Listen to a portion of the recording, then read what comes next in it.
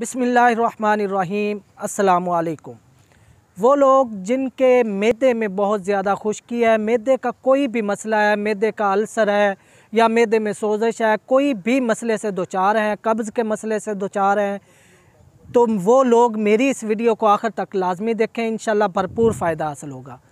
आज जो नुस्खा मैं आपके लिए लेकर हाज़िर हुआ हूँ, ये उन लोगों की भरपूर फरमाइश पर है जो कहते हैं कि हकीम साहब, हमारे मैदे में खुश्की होने की वजह से जो है वो हमारे अंदर मर्दाना कमज़ोरी पैदा हो चुकी है, या मैदे की खुश्की की वजह से मनी पानी की तरह पतली हो चुकी है और आए दिन एहतलाम हो जाता है।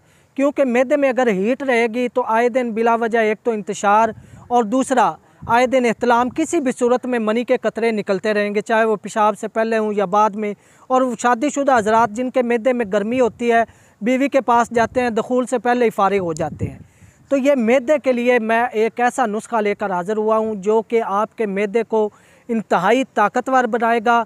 और साथ साथ मेरी आपसे ये भी एक गुजारिश है कि आप नाकस ग़िज़ा से बचें। पिज़्ज़ा, बर्गर, शवारमा, इससे परहेज़ करें। सब्ज़ियों का इस्तेमाल ज़्यादा से ज़्यादा करें। ये चीज़ जो है सब्ज़ियाँ, ये आपके मैदे को ताकतवर बनाने में इंतहाई अहमियत की हामिल है। तो नाज़रीन, नुस्खा नोट फरमाएँ।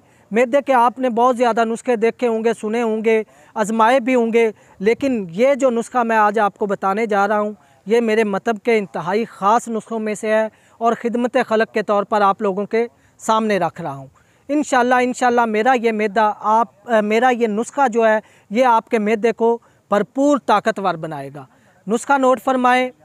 अजवाइन देसी 50 ग्राम, नौशादर ठिकड़ी 50 ग्राम, सूंठ 50 ग्राम, फिलफिल स्याह 50 ग्राम, इलायची कलां 25 ग्राम और ज़ीरा स्याह 25 ग्राम। तमाम चीज़ें अलग-अलग बारीक पीस कर सफ़ूफ़ बना लें। ये आपके पास एक बेहतरीन जो है फक्की नुमा जो सफ़ूफ़ है, मैदे के लिए इंतहाई ज़बरदस्त चीज़ तैयार होगी। इसका तरीका इस्तेमाल जो है वो ये है कि रात को खाना खाने के आधा घंटा बाद आपने आधा चम्मच ताज़ा पानी के साथ इस्तेमाल करना है। अगर इस नुस्खे को आप एक माह मुसलसल इस्तेमाल करते हैं तो ये आपके मैदे को भरपूर ताकत देगा।